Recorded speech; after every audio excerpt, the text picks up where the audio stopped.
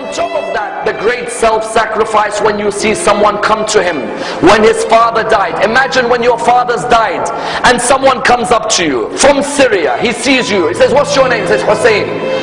Son of who? He says, son of Ali ibn Abi Talib. He said, may Allah curse you and curse your father Ali. If someone talked like that to you, how would you reply back to him? May Allah curse you and your father. The guy's name was Asam ibn Mustalaq.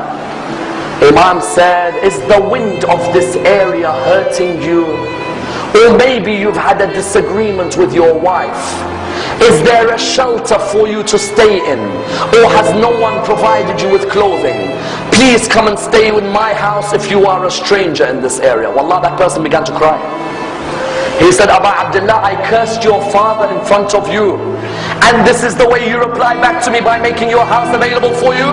He said, this is the family of Rasulullah and the way we treat people. People may come and curse us, but we come back with morals, because our grandfather Rasulullah came to perfect the morals of mankind. And that's why I will never forget the greatest self-sacrifice before Karbala. Notice none of these stories have anything to do with Karbala.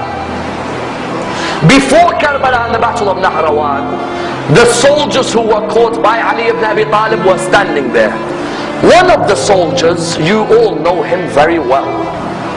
He was fighting Ali ibn Abi Talib on that day. He had some rope around his hands. It wasn't too tight, but it was around the hands. Imam al-Hussein was walking past. He saw that soldier. And the soldier looked at him and said, Hussein, I beg you, please remove this rope from around my hand, because the rope is causing nervousness in me. Remove it. And I'm asking you. Imam al-Hussein went back to his father. He said, oh my father, I'd like a favor from you. He said, what is it? He said, this person over there, do you see him? He said, yes, I see him.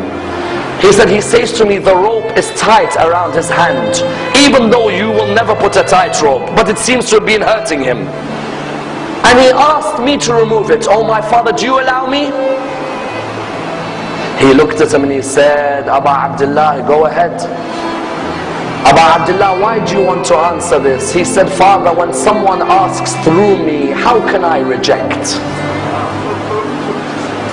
I don't want the person to be embarrassed.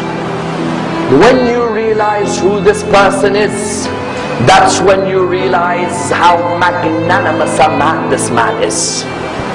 He went back to the person. He said, give me your hands. And he removed the ropes from the hands of Shimr bin Dil-Jawshan.